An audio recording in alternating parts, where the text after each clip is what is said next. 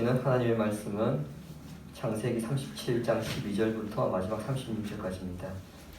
창세기 37장 12절부터 36절까지 교도하시겠습니다. 12절 제가 먼저 읽겠습니다. 그의 형들이 세겜에 가서 아버지의 양떼를 칠 때에 이스라엘이 요셉에게 이르되 내 형들이 세겜에서 회당을 치지 아니하느냐 너를 그들에게로 보내리라. 요셉이 아버지에게 대답하되 내가 그리하겠나이다. 이스라엘이 그에게 이르되 가서 내 형들과 양떼가 다 잘 있는지를 보고 돌아와 내게 말하라 하고 그를 헤브론 골짜기에서 보내니 그가 세겜으로 가니라. 어떤 사람이 그를 만난즉 그가 그에서 방황하는지라.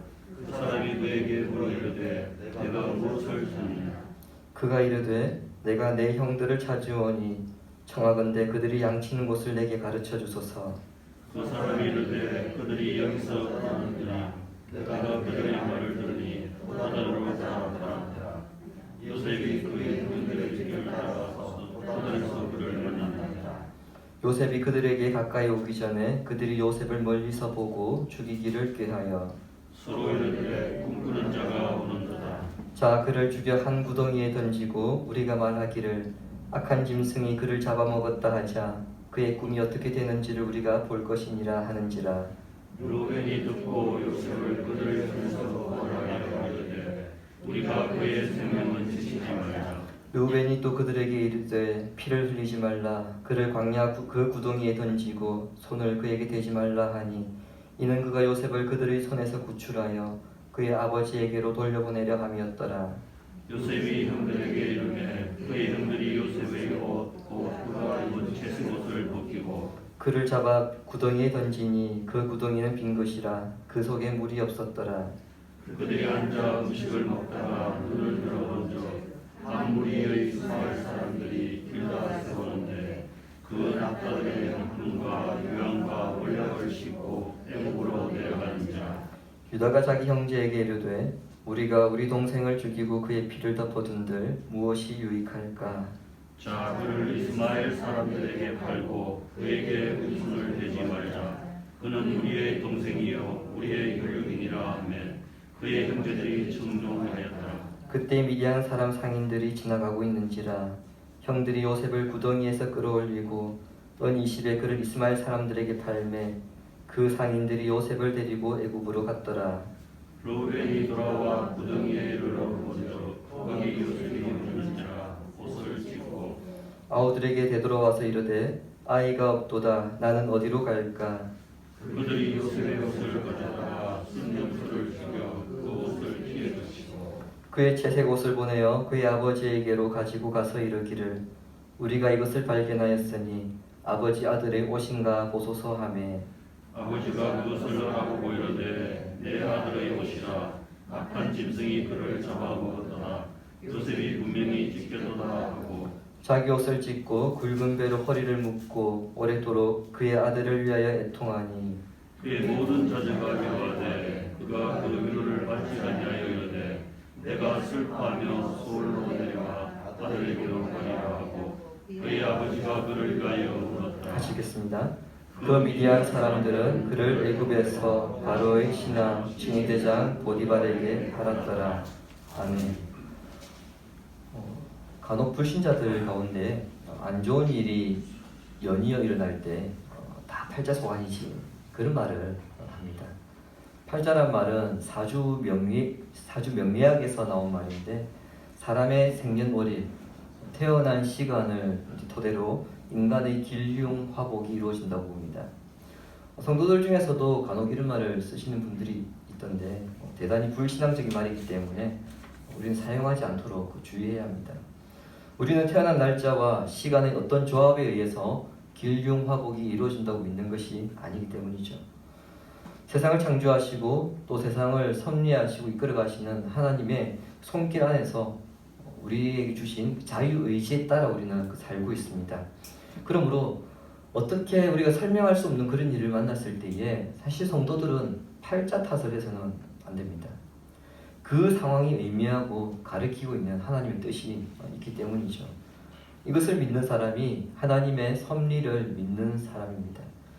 본문이 이것을 말씀합니다. 요셉은 다른 형들에게 찾아볼 수 없는 성실성과 정직성을 갖추었기에 아버지의 사랑을 독차지하였습니다. 또한 하나님께로 구원자로 선택받아서 장차 이루어질 일에 대한 계시적인 꿈을 2번이나 꾸게 되었습니다.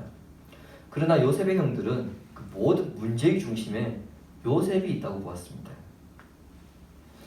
요셉 때문에 우리 시간 분위기가 엉망으로 흘러가고 있고, 요셉 때문에 자신들은 아버지에게로부터 제대로 된 대우를 받지 못한다고 생각한 것이죠. 요셉의 형들은 자신들의 잘못을 먼저 생각해야 했는데 그들은 요셉에게 화살을 돌렸고, 이로 인한 그 고난과 고통은 고스란히 요셉의 몫이었습니다. 요셉의 입장에서는 분명 억울할 수 있는 일입니다만 그것 또한 하나님의 섭리의 한 방편인 것을 우리가 본문을 통해 보게 됩니다. 야곱이 헤브론에 갈 때인데요, 요셉의 아들들이 세겜에서 양떼를 치고 있었습니다. 세겜은 물이 많고 기름진 곳이었기 때문에 목초지로 적합한 곳이었습니다. 야곱은 아들들이 걱정이 되어서 요셉에게 형들이 어떻게 잘 지내고 있는지 살펴보라, 그런 심부름을 이제 하게 됩니다. 야곱이 요셉에게 형들의 안부를 묻게 한 데는 2가지 이유가 있다고 봐야 되겠죠. 하나는 지난주에 봤습니다. 야곱이 없을 때에 야곱의 아들들, 즉 요셉의 형들이죠. 이 요셉의 형들은 무슨 짓을 할지 모르는 그런 아들들이었습니다. 따라서 사고치지 않고 잘 있는가 그렇게 확인하는 차원에서 요셉을 보내기도 했고요. 또 하나는 2년 전쯤에 세겜에서 그 대량 살육 사건이 있었습니다. 그때에 요셉의 형들이 특별히 시몬과 레위가 그 사건을 주도했기 때문에 그들의 안전이 염려가 되어서 잘 지내고 있는지를 살펴보게 한 것이죠. 자, 이런 아버지 말씀에 요셉이 순종하여 세겜으로 떠났습니다. 자, 여기에서 우리는 다시 한번 요셉이 얼마나 성실하고 정직한 사람이었는가, 또 책임감이 강한 사람이었는가를 확인할 수 있습니다. 요셉의 형들이 요셉을 좋아할까요? 제가 지난주 형들은 집에서 요셉을 향해서 인사조차 하지 않았다, 제가 그렇게 말씀을 드렸습니다. 자, 여러분, 그러면 가고 싶겠습니까? 별로 가고 싶지 않았을 겁니다. 그런데 아버지가 가라고 하니까 갑니다. 근데 이 거리가 만만치 않습니다. 헤브론에서 세겜까지가 80km가 좀 넘는 거리입니다. 당시에는 도로 사정이나 교통이 좋지 않았기 때문에 엉망이었죠. 그걸 감안한다면 걸어서 최소한 3-4일 가야 하는 거리입니다. 2절에서 요셉의 나이가 17살이라고 했으니까 오늘날 고등학교 2학년인데요. 고등학교 2학년이 그 거리를 홀로 간 것입니다. 세겜에 도착했는데 또 하나의 문제가 생깁니다. 형들을 찾을 수 없었던 겁니다. 어린 나이에 낯선 곳에서 전혀 예상치 못한 일을 지금 당했기 때문에 당황스러울 수밖에 없을 것이고 뭘 어떻게 해야 할지 몰라서 우왕좌왕했을 겁니다. 자, 그때 누군가로부터 형들이 도단으로 갔다 이런 말을 듣게 되는데요. 세겜에서 도단까지는 또다시 20km가 넘는 거리입니다. 세겜에서 형들을 못 찾았습니다. 그리고 형들이 자기를 안 좋아하는 것도 요셉은 알고 있습니다. 자, 그러면 여러분 그냥 집으로 돌아가서 아버지께, 아버지 제가 세겜에 갔는데 못 찾았습니다, 그렇게 충분히 말해도 됐을 거고요. 요셉이 그렇게 말했더라도 야곱은 아이고 고생했다 그렇게 믿어줬을 겁니다. 그런데 요셉은 도단으로 또다시 갑니다.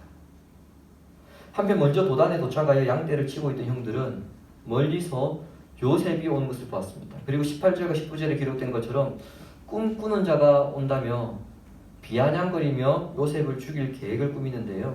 고사성어에 인생지사 세옹지마란 말이 있죠. 그와 같은 일이 벌어집니다. 아버지에게 큰 사랑을 받아서 그 상징으로 받은 채색 때문에 오히려 요셉이 죽게 된 겁니다. 32절에 의하면은 요셉은 형들을 찾으러 갈 때에도 그 옷을 입고 갔습니다. 만일 요셉이 그 옷을 입지 않았더라면 형들은 멀리서 요셉이 온 것을 알지 못했을 겁니다. 따라서 요셉을 죽이려는 음모를 꾸밀 수 있는 시간이 없었기 때문에 요셉은 안전했을 것입니다. 요셉의 형들의 계략은 뭡니까? 요셉을 구덩이에 던져서 죽이고 아버지에게는 짐승이 그를 잡아먹었다고 하자, 그것이었습니다. 자, 그렇다면 요셉의 형들이 요셉을 죽이려고 하는 이유가 뭘까요? 여기에 대해서 20절 하반절에 이렇게 기록하고 있습니다. 그의 꿈이 어떻게 되는지를 우리가 볼 것이니라. 꿈 때문에 사람을 죽이려 하고 있습니다. 여러분 상상이 되십니까? 뉴스에서 살인자가 붙잡혔는데 기자가 묻습니다. 왜 죽였습니까? 이 질문에 이 사람이 이렇게 대답합니다. 꿈 때문에요. 여러분 이해가 되십니까? 정말 무서운 형들이지 않습니까? 돈 때문도 아니고요. 소위 말하는 치정도 아닙니다. 꿈 때문에 사람을 죽이려 하고 있습니다. 더군다나 이들은 자신들이 요셉의 친형이라는 사실도 알고 있습니다. 26절과 27절의 유다의 발언이 이를 뒷받침하죠. 비록 배다른 형제이긴 하지만 한 아버지 밑에서 나고 자란 형제들인데 재산도 아니고 꿈 때문에 동생을 죽이려 하고 있습니다. 요셉의 입장에서는 그깟 꿈이 뭐라고? 꿈 때문에 죽을 위기에 처해진 것입니다. 자기가 꾸고 싶어서 꾼 것도 아니에요. 자기 의지와 상관없이 자다가 그냥 꾸어진 것입니다. 하나님께서 꾸게 하신 거죠. 근데 그것 때문에 자기가 죽을 위기에 처했습니다. 요셉의 형들은 지금 그 꿈을 막아보고자 계획을 꾸미고 있는 겁니다. 그가 꾼 꿈이 절대 현실화되지 않게 하겠다는 강력한 의지를 서로 표명함으로써 사람을 죽이려 하는 지금 군중 심리가 발동하고 있습니다. 다행히 이 과정에서 르우벤이 요셉을 살리려고 눈에 보이지 않게 애를 쓰고 있습니다. 그는 동생들에게 요셉에게 아무런 해를 끼쳐서는 안 된다며 드러내놓고 이렇게 말하지 못하고 구덩이에 던져놓자, 그렇게 이야기합니다. 자, 여러분, 이 구덩이는요, 우기 때에는 빗물을 모아놨다가 건기 때에 사람과 동물들이 마실 물로 사용하는 그런 구덩이입니다. 쉽게 이야기하면 물탱크죠. 팔레스타인 지형이 주로 이제 석회석으로 이루어져 있는데요. 석회석을 파는 그 웅덩이 깊이가 이제 작은 것은 한 2m, 좀 깊은 것은 8m짜리라고 합니다. 근데 이 안에 이 석회석을 판 다음에 안에 석회나 진흙을 바릅니다. 물이 이제 새는 걸 방지하기 위해서요. 그곳에 요셉을 던져 놓자는 겁니다. 자, 잠시 후 요셉이 도착했습니다. 자신들의 계획대로 요셉의 채색 옷을 벗긴 후에 요셉을 그 구덩이에 던졌습니다. 여러분, 요셉이 어떤 생각을 했을까요? 여러분이 요셉이라고 한다면 그 구덩이에 던져진 상태에서 어떤 생각을 했겠습니까? 나를 죽이려다니, 저 인간들 저럴 줄 알았다. 저것들 역시 인간 안 된다. 이런 생각을 할 수도 있었겠지만은 요셉의 성품을 볼 때에 꿈 때문에 나를 혼내겠구나, 잠시 후에 좀 풀어주겠지, 아마 이런 생각을 하지 않았을까요? 요셉이라면. 그런데 요셉이 생각했던 것보다 훨씬 더 충격적인 일이 벌어집니다. 요셉이 구덩이에 갇혀있는 상태에서 형들이 음식을 먹다가 애굽으로 내려가는 이스마엘 상인들을 본 겁니다. 자, 그때 넷째 유다가 요셉의 형들에게 뭐라고 합니까? 요셉을 죽이느니 차라리 노예로 팔자. 죽이는 것보다 노예로 파는 것이 목숨도 살리고 돈도 벌 수 있는 거 아니냐, 일거양득 아니냐. 예, 이게 분명 더 나은 선택이긴 합니다만 요셉 입장에서는요, 노예를 팔려고 하는 것 자체가 여러분 상상도 못한 일입니다. 우리를 황당하게 하는 것은 유다의 말입니다. 27절 보십시오. 자, 그를 이스마엘 사람들에게 팔고 그에게 우리 손을 대지 말자. 그는 우리의 동생이요 우리의 혈육이니라 하며 그의 형제들이 청종하였더라. 요셉을 죽이지 말자는 이유가 뭔가요? 남이 아니라 피붙이라는 겁니다. 그러면 여러분, 노예로 팔아서도 안 되잖아요. 피 붙이니까 죽이는 것은 되고 노예로 파는 것은 괜찮다. 죽이는 것은 안 되고 노예로 파는 것은 괜찮다는 유다의 논리는 최악을 피하기 위해서 차악을 선택하는 것과 별 다를 바 없습니다. 형제이기 때문에 죽여서 안 된다면 팔아서도 안 됩니다. 유다의 자손으로 다윗이 태어나고요. 그리고 예수 그리스도께서 이 땅에 오시지만 본문에서 드러나고 있는 유다는 그 또한 정상적인 믿음의 소유자는 아직까지 아니라는 것을 우리가 보게 되어집니다. 한편 유다의 제안을 옳게 여긴 형제들은 은 20세기 요셉을 팔아버렸습니다. 당시 역사 문헌에 의하면은 노예 가격이 은 20세겔이었는데요. 노동자들의 2, 3년치 봉급이었으니까 연봉이었으니까 상당한 액수에 지금 요셉이 팔린 겁니다. 요셉이 노예로 팔려간 다음에 두 사람이 통곡을 합니다. 한 사람은 르우벤입니다. 르우벤은 처음에 요셉을 죽이는 것을 막기 위해서 애를 썼거든요. 그런데 29절과 30절 보시는 것처럼 어디 갔다 왔는지 모르겠는데 르우벤이 자리를 비운 사이에 요셉이 노예로 팔려 가버린 겁니다. 또 한 사람은 요셉의 아버지 야곱입니다. 31절에서 35절에 보시면은 그의 반응이 잘 나타나 있는데 식음을 전폐하며 슬퍼하며 통곡합니다. 여러분, 이것이 요셉에게 주어진 운명이었고 비극이었습니다. 그는 분명 자신의 의지가 아닌 하나님 때문에 꿈을 꾸게 되었고요. 아버지가 보내서 이곳 도단까지 왔습니다. 하지만 그에게 온 것은 무엇입니까? 구덩이에 던져져서 죽음에 처해진 위기였고요. 노예로 팔려가는 시련의 연속이었습니다. 누구든지 요셉과 같은 이 상황이 놓여 있으면 어떻게 이야기하겠습니까? 내 팔자가 참 사납다. 내 운명도 참 기구하다. 이렇게 신세한탄을 할 것입니다. 또 그렇게 신세한탄을 하는 사람이 있으면 이해가 되겠죠. 오죽하겠냐. 하지만 요셉의 시련에는 분명한 하나님의 섭리가 있습니다. 본문에도 마찬가지입니다.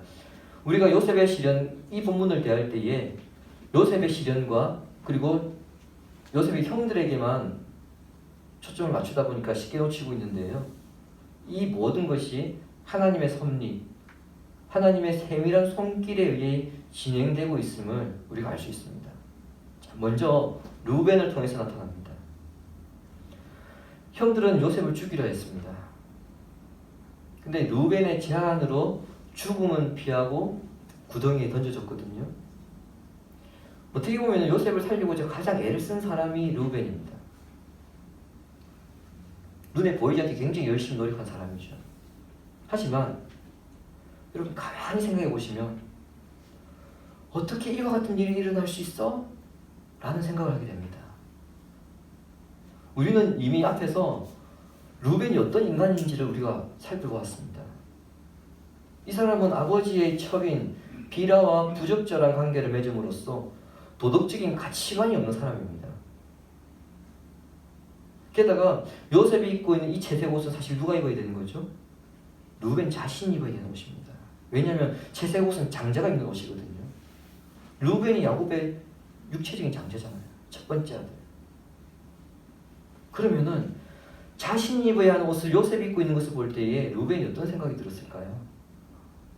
속이 뒤집어지는 게 당연하겠죠. 이런 모든 것들을 생각한다면 누구보다도 요셉을 제거하는 일에 앞장서야 하는 사람은 르우벤인데 오히려 그 르우벤이 지금 요셉을 구하는 일에 앞장서고 있습니다. 이것을 우리는 어떻게 설명해야 할까요? 또 있습니다. 르우벤의 제안에 따라서 요셉이 구덩이에 던져졌습니다. 그 구덩이는 제가 앞서 말씀드렸던 우깃대에 물을 담아두는 물탱크였죠. 그 안에 요셉이 던져졌는데요. 그런데 이 구덩이가 완전히 마르지 않은 상태가 되면 어떻게 되냐? 안이 진흙탕이 되어버립니다. 거기에 사람이 빠져버리면 오히려 사람이 죽을 수가 있어요. 그렇기 때문에 말라버린 구덩이에 요셉이 던져지는 것 참 다행으로 생각할 수 있습니다. 하지만 또 그 구덩이에 물이 없다는 얘기는 위에서 누군가가 물을 주지 않으면 결국 또 목이 말라서 죽을 수 있는 그런 위험에 처하게 됩니다. 또한 이 구덩이는 어디 있습니까? 사람이 잘 다니지 않는 광야에 있습니다. 그리고 이 형들이 집으로 돌아가 버린다면 요셉은 정말 이러지도 저러지도 못하는 그런 상황에 놓여 있습니다. 그렇게 요셉이 가장 절체절명의 위기의 순간에 놓여 있을 때 애굽으로 가는 상인이 딱 그 순간 나타납니다. 여러분 이 일에 대해서 어떻게 생각하십니까? 뭐 그럴 수 있지 그렇게 생각하실 수 있을지 모르겠습니다만 여러분 이것 또한 결코 우연이 아닙니다. 광야에서 사람을 만나는 것 자체가 하늘의 별따기입니다. 그 시대에 또 있습니다. 요셉의 꿈들이 어디서 이루어져야 되는 거죠? 결국엔 애굽에서 이루어져야 되는 것들입니다. 그럼 그 꿈이 이루어지기 위해서는 1차적으로 해야 되는 것은 요셉이 애굽으로 가야 합니다. 그런데 요셉이 팔린 곳이 누굽니까? 팔려간 곳이 어디입니까? 누굽니까? 예, 애굽으로 가는 상인들입니다. 그리고 이 사람들이 애굽에 도착하여서 요셉을 다시 팔았거든요. 그렇게 팔려간 곳이 36절에 의하면 애굽의 친위대장, 우리로 치면은 경호실장 집에 요셉이 팔려갑니다. 요셉은 분명 구덩이에 던져짐으로써 인생의 최대 위기에 직면하였습니다만 오히려 그곳에서부터 하나님의 섭리가 시작되고 있는 것을 우리가 보고 있습니다. 본문에는 아주 중요한 사실이 숨겨져 있습니다. 원인을 알 수 없는 고난과 시련, 이 고난과 시련의 결과를 알지 못할 때에 그 속에서 하나님의 손길이 전혀 움직이지 않는 것처럼 보이지만 하나님의 섭리는 이미 진행 중에 있다는 사실입니다. 따라서 고난과 시련의 순간에 하나님의 손길에 집중하여서 그 섭리가 어떻게 진행되고 있는가 그것을 볼 수 있어야 합니다. 그렇게 될 때에 비로소 이 고난과 이 시련은 나의 의지와 상관없이 진행되고 있는 것이 아니라 하나님께서 어떤 일을 위해서 지금 이끌어가고 있는 것을 우리가 깨닫게 되어지죠. 그리고 그것을 이야기될 때에 두려움을 떨쳐버리게 됩니다. 미국의 유명한 구약신학자 월터 브루그만이라는 분이 있습니다. 이분이 하나님의 섭리에 대해서 이렇게 정의하였습니다. 하나님의 섭리란 인간의 의지와 선택을 초월하는 하나님의 목적으로 숨어서 주권적으로 작용하는 것이다. 좀 어려운데요. 쉽게 이야기하면 이렇습니다. 하나님의 섭리는 인간이 이해하지 못하는 방식으로 작동하는 것이다. 이게 이분 이야기입니다. 쉬운 이야기를 굉장히 어렵게 하죠. 자, 그렇다면 하나님의 섭리는 어떤 개념인가? 그것은 하나님의 섭리라고 하는 것은 하나님께서 창조하신 세계를 보존하시고 통치하심으로써 만물과 역사를 하나님의 뜻대로 계획대로 이끌어 가시는 것을 의미합니다. 그것을 우리가 하나님의 섭리라고 해요. 이러한 섭리 과정에는 기쁨과 행복이 있을 수도 있고요. 또 때로는 억울함과 고통의 시간도 있을 수 있습니다. 물론 내가 무엇을 잘하고 못하고의 그 문제로 행복이 있을 수 있고 고통도 있을 수 있습니다. 하지만 나의 의지와 생각과 상관없이 그리고 행동과 상관없이 행복과 고통이 찾아올 때가 있는데 여러분 그것을 신앙의 눈으로 어떻게 볼 수 있는가 이게 중요합니다.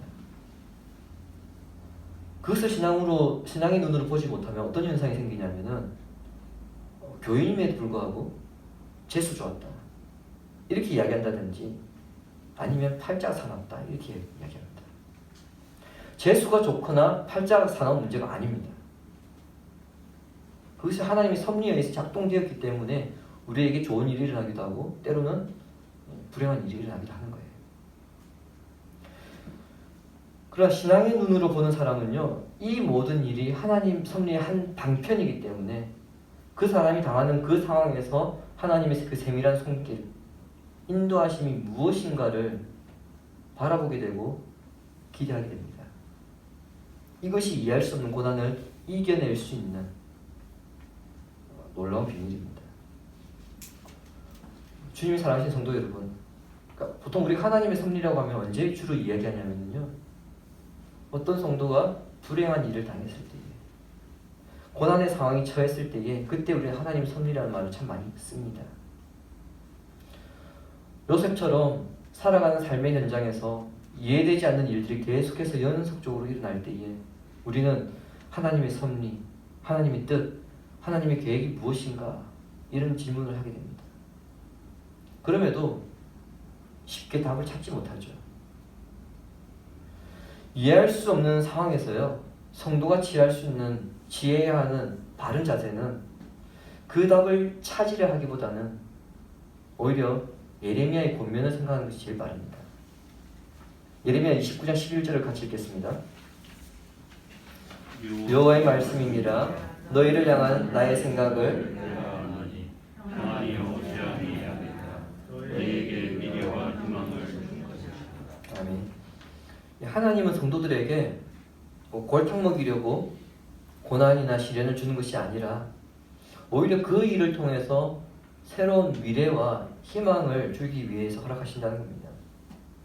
따라서 두려움보다는 이 상황 또한 하나님께서 허락하신 과정임을 받아들이고 평안함으로 지나는 것이 하나님의 섭리를 이해하는 태도입니다.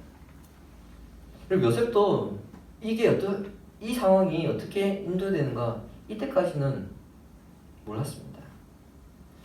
자신이 총리가 되고 난 다음에 형들을 만났을 때 비로소 그때서야 하나님의 섭리를 깨닫습니다.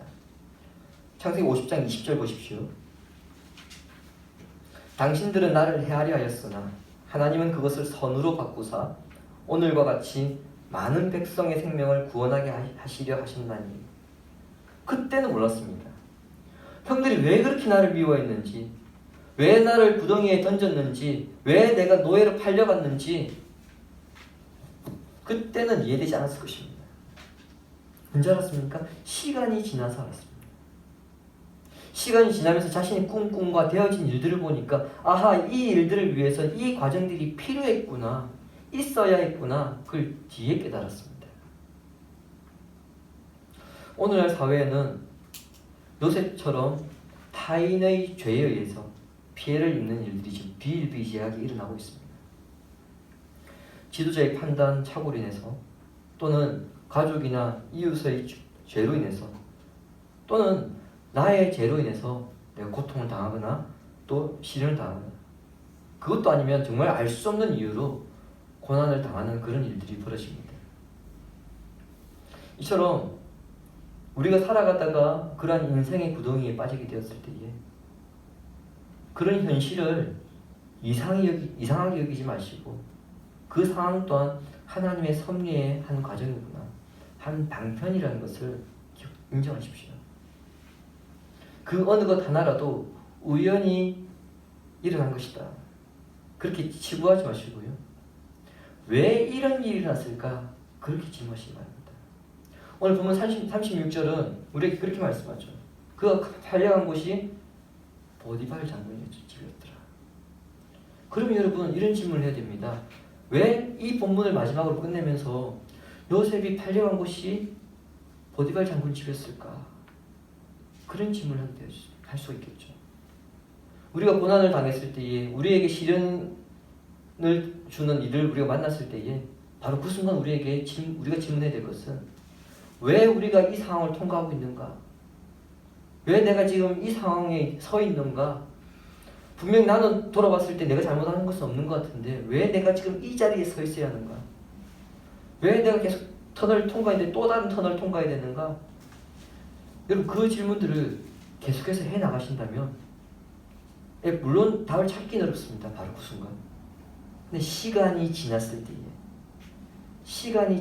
때에 그 답을 찾게 됩니다. 여러분들께서도 지금까지 살아왔던 인생을 한번 생각해 보십시오. 지금까지 살아왔던 인생을 생각해 볼 때에 분명 그때는 몰랐는데, 왜 이 일이 일어났는지 그때는 몰랐는데 시간이 지나니까 그 과정이 있었기에 오늘의 내가 있었구나. 만약에 그때 그 시점에 그 일이 없었다고 한다면 내가 지금 이렇게 될 수 있었겠는가? 난 어떻게 되었겠을까? 그런 생각을 해보실 때가 있었을 것입니다. 왜 이런 일이 일어났을까? 여러분 이 질문은 신자가 늘 우리가 하나님 앞에서 해야 되는 질문입니다. 왜 이런 일이 일어났을까? 왜 우리에게 이런 일이 일어납니까? 왜 우리 가정에, 우리 직장에, 우리 교회에, 우리가 사는 이 사회에 이런 일이 일어납니까? 여러분, 이 질문은 우리가 늘 하면서 살아야 됩니다. 그럼에도 이 질문을 함에도 우리가 반드시 또 잊지 말아야 할 것은 무엇이냐면 하나님은 가장 선한 길로 인도하신다는 사실입니다. 근데 여러분, 이 선하다는 개념이 우리가 생각하는 것과 하나님 선하다는 개념이 다르다는 겁니다. 우리는 선하다는 것을 항상 긍정적인 방향으로 나타나야지 그걸 선하다고 생각하는데요. 하나님 생각하시는 선한 방향은 오히려 부정적인 상황을 통해서도 선하게 역사하십니다. 따라서 이 상황에서 내가 어떻게 해야 될 것인가? 그 고민하는 것은 당연하겠지만은 그 고민보다는 오히려 이 상황 또한 하나님의 섭리라고 한다면 이 상황 끝 또한 하나님께서 선하게 인도하실 것이다. 그와 같은 믿음으로 우리는 그 섭리의 길을 걸어가야 합니다. 이 모든 일 또한 지금은 이해할 수 없지만 하나님의 때를 위한 섭리의 한 과정임을 우리가 믿고 인정할 때에 비로소 인생의 구덩이 우리가 빠지더라도 그 속에서 두려워하지 않게 되는 것입니다. 구덩이를 디딤돌로 만드실 하나님 손길을 바라보면서 하나님의 섭리를 찬양하며 살아가는 성도 되시기를 예수님의 이름으로 축원합니다.